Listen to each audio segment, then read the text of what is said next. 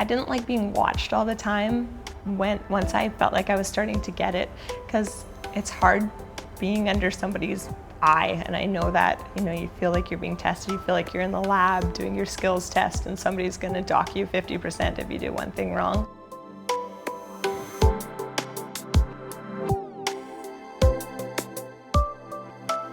Hi, my name is Michael Tantongo. I've been a nurse for about 3.5 years now. I graduated from BCIT back in 2009, and I have been a preceptor for about 2 years for 2 different students at BC Children's Hospital in the oncology, hematology, bone marrow transplant unit. Hi, I am Sabrina. I work at BGH. I am on the cardiac unit there on CP10A. It's basically a step-down unit, telemetry monitored. I've been there for about 2 years now. My name's Julie Martins. I am a RN in BC Women's Hospital, and I work in the labor delivery unit.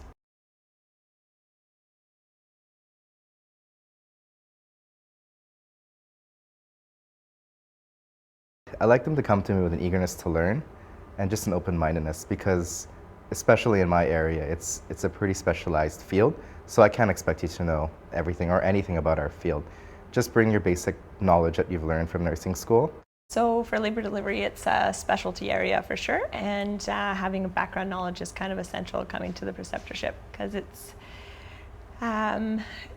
a lot to learn in a short amount of time. It's definitely doable, but can be maybe a little bit overwhelming at first, and so having a background knowledge in labor delivery, or in rather pregnancy and the birthing process, would help the students a lot. We expect brand new nurses to be able to monitor chemotherapy.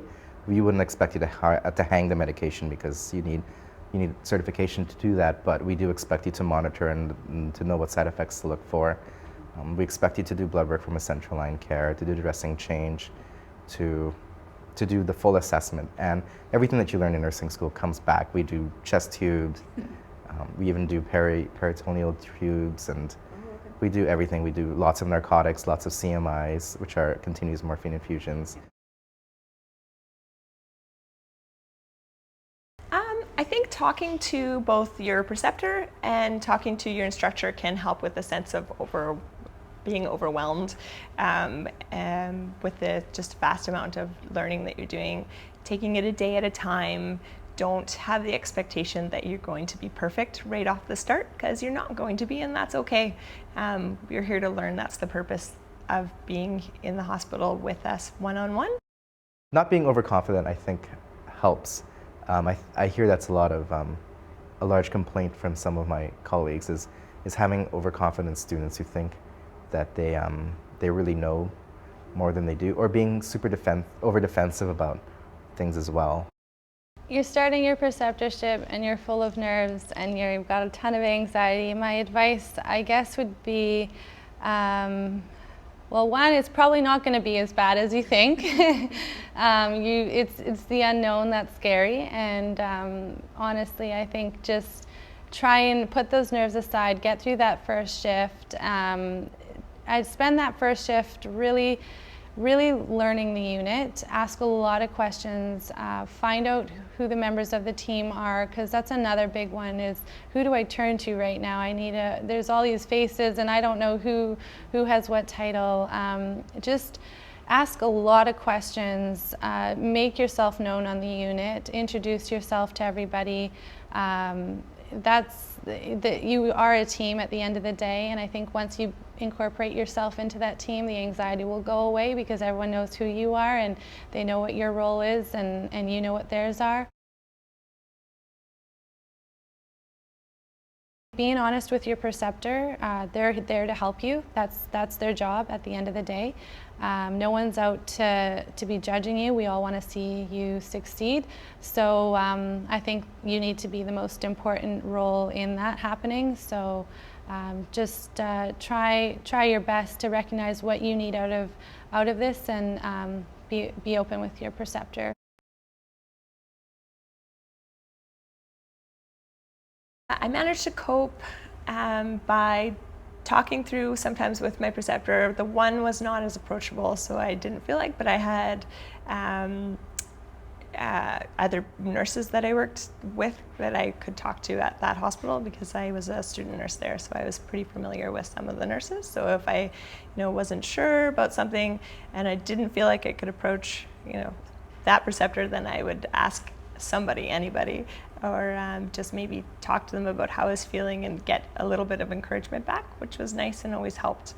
And the second preceptor, she was so approachable and just wonderful that it was just easy to go to her and talk to her about what I was feeling, or if we had a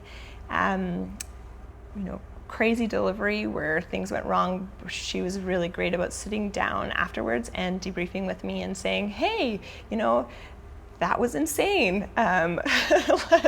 Let's talk about that. And I would say, what could I have done differently? And we would talk about it. Or usually the answer was nothing. If I was on my own, I would have called for somebody in for help or something. So yeah, for me, just talking it out and not being afraid to debrief or ask questions and go to somebody for help. It's quite frightening when there is no dialogue between the student and the nurse, because you're playing catch up and you're trying to stay one step ahead of them, and your day's busy enough, and to have to stay one step ahead of somebody is really, really challenging and at times frustrating. So communication is super, super, super important, and to build that trust between the student and the nurse, because they need to know that you're competent, and that's the only way you're going to know, is that communication. Students are super anxious to just dive in and to do the full patient load, but sometimes it just doesn't work that way. Sometimes you have to work up to it and just learn how to organize your day, because I think that the final preceptorship is more about organization skills and learning how to give safe care confidently and competently. It's really hard to want to be there for somebody that's not showing any enthusiasm, or is not eager to learn or open to feedback and that. So those are kind of the two big ones I think that I would find challenging when working with a student. Yeah. Students should not fake vital signs or make mistakes and not tell me about it. I've heard horror stories about students doing this, and my advice is don't do it, because the preceptor will lose trust in your work, and you may never get it back. If I found my student to be falsifying vital signs or falsifying checks, or even falsifying giving medication and sending for it at a different time, I would lose trust in that student, and it would be hard to get it back. So being honest, being upfront, and just being careful. You don't realize the toll it takes, like the night shifts, on your body. It does. It can impact your health extremely, and your mood to the people around you.